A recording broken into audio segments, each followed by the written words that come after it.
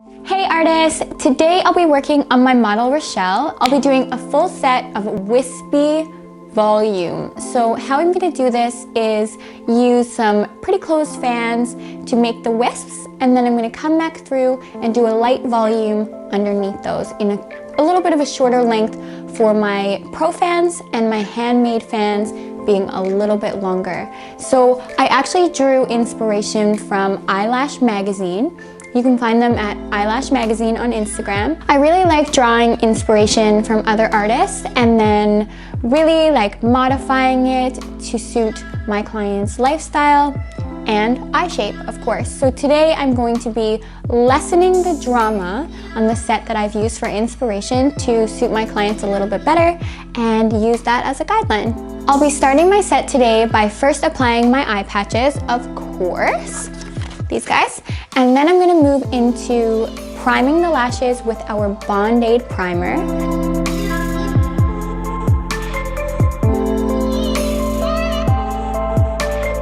From there, I'm going to work first by doing my spikes. So I find the trick when working with spikes is we never want to just do one eye and then move to the other eye.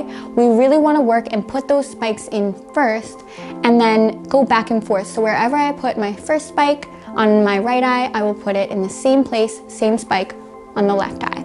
And for my spikes, I'll be working with a mix of 0.03 and 0.05 lashes in a closed fan form. And then coming back through and mixing whatever dimension I see fit for her lashes as I'm working in our pro fans. So I think I'm gonna probably veer towards a 3D and a 7D. 7D being our lightest mega and 3D being our lightest volume. So this will look really nice and natural, but still super noticeable.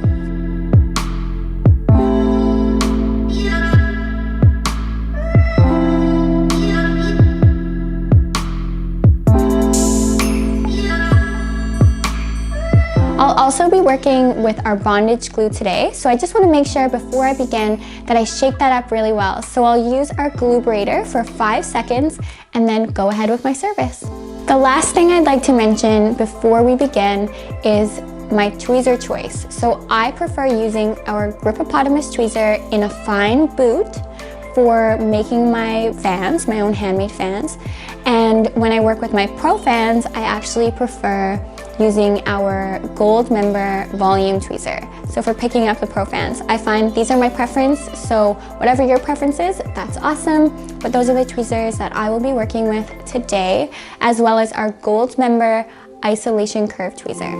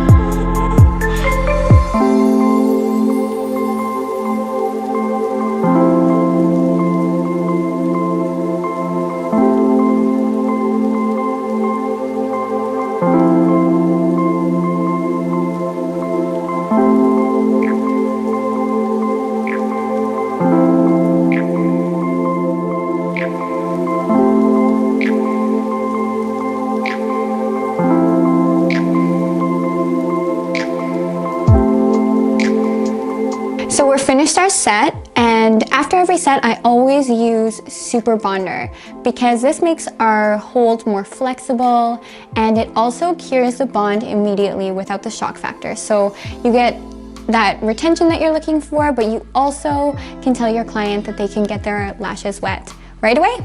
So when it comes to mapping, as you've seen in our inspiration picture, we had quite aggressive spikes in that photo, but Rochelle really likes them to be a lot more natural, but still very wispy and textured. So we really brought the lengths down for those. And what we did was begin with our spikes and started with, on the outer corners, working our way to the inner on both sides, alternating eyes as I worked. And I started on the ends with 10 millimeter and then 11 into 12 from about here to the center of her eye for my spikes, and then back down to 11, 10, 9, and then just about 1/8 in here for a spike. And then to fill them in, I went back through and used our 3D in a C curl. Oh, by the way, C curl for mostly all of this set. I did mix a few D curls in with our Pro Fans afterwards, but mainly C curl. So I started on the outers with 10 millimeter all the way from the very end to her pupil, and then I mixed 3D and 5D in there for that one. And then on the outers, I did about almost all 3Ds with a few 4Ds just for a little bit of extra in there, and went all the way back down to a 7 millimeter. And I used my 7s for quite a while just to really lessen the drama on the inner corners. And then for my D curl, I just used a few 10 millimeters throughout in a 3D as well.